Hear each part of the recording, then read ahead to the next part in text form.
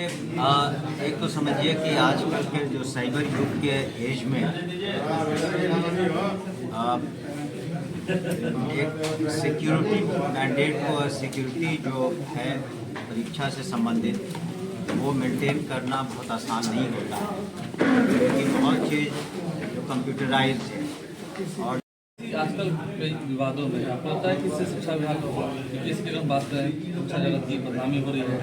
पहले नॉर्मलाइजेशन की बात आई सामने कर एजुकेशन ऑफिसर ने किसी प्रधानाध्यापक या किसी शिक्षक किसी वजह से चाहे कार्य में चिंता उन्होंने रखी हो या भी किसी नियम का उल्लंघन किया हो, तो विशेष परिस्थिति में बहुत कम ऐसे मामले रहे होंगे मेरे ख्याल से।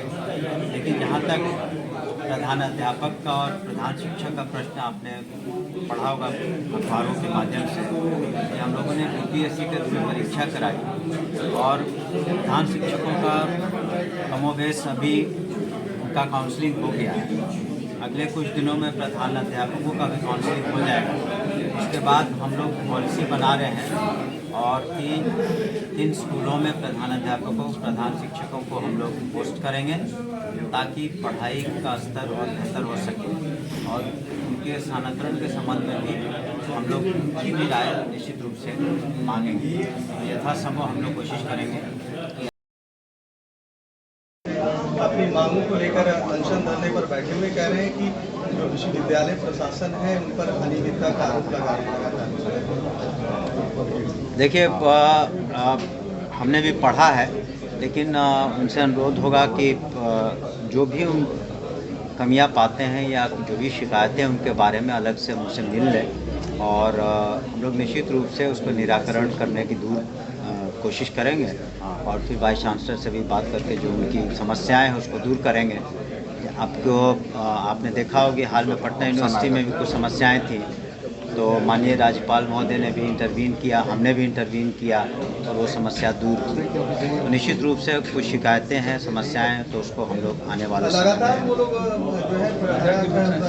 जो है मनमानी का आरोप लगा रहे हैं। वही हमने कहा कि उसके बारे में जो कुछ भी पिटीशन इत्यादि हमको देंगे तो हम लोग जांच करवा लेंगे, जो उचित कार्रवाई होगी ट्रांसफर पोस्टिंग को लेकर भी लाखों बीपीएससी को अपने पुराने नियम में संशोधन करना होगा, परीक्षा रद्द करने की मांग कर रहे हैं। बीपीएससी का नहीं कि पुराने नियम में संशोधन करना होगा और जो एक पाली परीक्षा ली जाती है उसको कई फेज में करना होगा। देखिए, ऐसा है कि बीपीएससी इस संबंध में सक्षम है और वो आपको अपने माध्यम से बताएंगे वहाँ के पदाधिकारी अध्यक्ष कि उन्होंने क्या बदलाव किए हैं आने वाले दिनों में, ताकि बिल्कुल ट्रांसपेरेंट तरीके से और स्वच्छ तरीके से कदाचार मुक्त परीक्षा हो सके। आपको लगता है चुनावी साल है, बीपीएससी से तैयारी करा रही है, छात्रों का गुस्सा आप लोग को झेलना पड़ेगा। देखिए, हमने तो उदाहरण भी दिया कि करीब 2.5 लाख सक्षमता पास कर चुके हैं जो परीक्षार्थी, जो सक्षमता परीक्षा जो नियोजित शिक्षक पास कर चुके हैं, या बीपीएससी में करीब 2 लाख क्वालिफाई किए थे टीचर, उसमें तो कोई शिकायत नहीं हुई।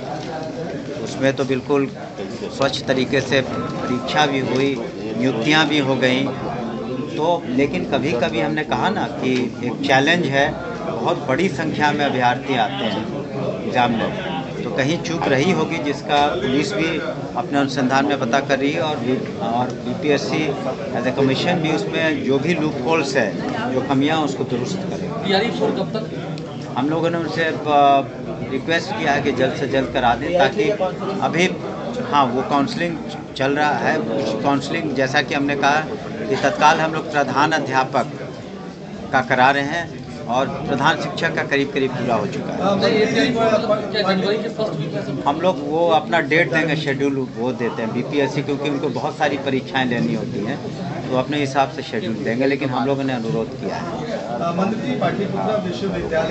देखिए, मैंने कहा ना, ये अभी पूर्व में भी आप लोगों को बताया था और सभी को बता रहे हैं कि ये अभी कंपैशनेट ग्राउंड्स पर ट्रांसफर्स के मामले हैं या फिर कोई असाध्य रोग हो वो मामले हैं या दूरी के आधार पर। शेष जो मामले हैं हम लोग बाकी जो सक्षमता परीक्षाएं हो जाएंगी तब बाकियों का करेंगे। लेकिन अभी तक जिनको इस तरह की विशिष्ट समस्याएं थी उन लोगों ने पोर्टल पर अपने आवेदन दिए हैं। मंत्री जी, एक सवाल काफ़ी घूम रहा है कि अमित शाह ने बिहार में देखिए, पहली बात तो बता दें कि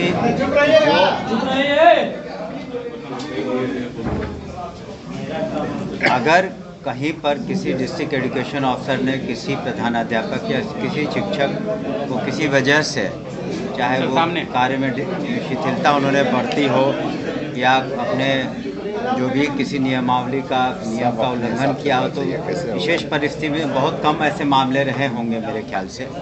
लेकिन जहाँ तक प्रधानाध्यापक का और प्रधान शिक्षक का प्रश्न आपने पढ़ा होगा अखबारों के माध्यम से कि हम लोगों ने बीपीएससी के थ्रू परीक्षा कराई और प्रधान शिक्षकों का कमोबेश अभी उनका काउंसलिंग हो गया है। अगले कुछ दिनों में प्रधान अध्यापकों का भी काउंसलिंग हो जाएगा।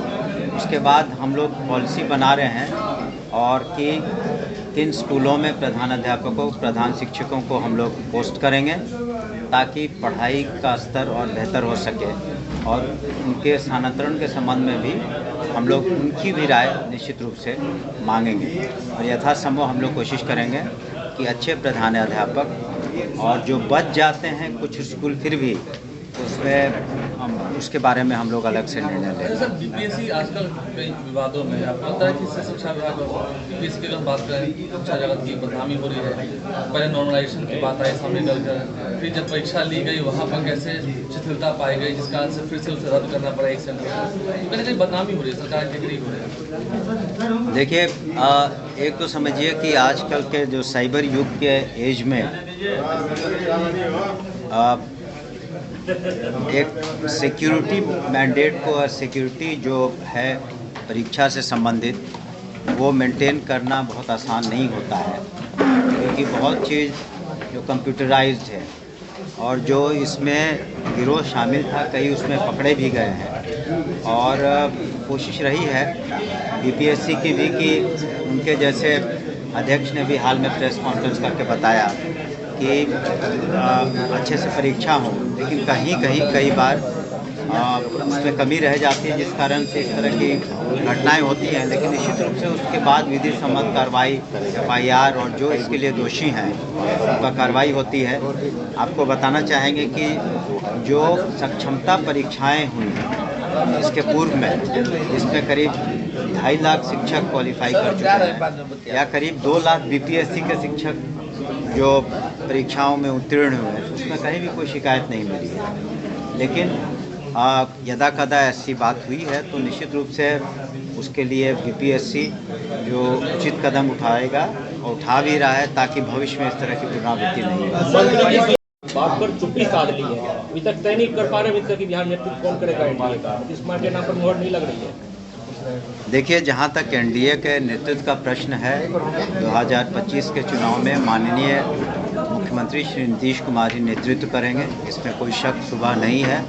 अब ये मीडिया अपने तरफ से कह रहा है, सोच रहा है, कुछ लोग सोच रहे हैं, वो अलग बात है। लेकिन इसमें किसी को कोई इसमें शक या शुबा नहीं होनी चाहिए कि नेतृत्व कौन करेगा। माननीय मुख्यमंत्री श्री नीतीश कुमार जी नेतृत्व करेंगे।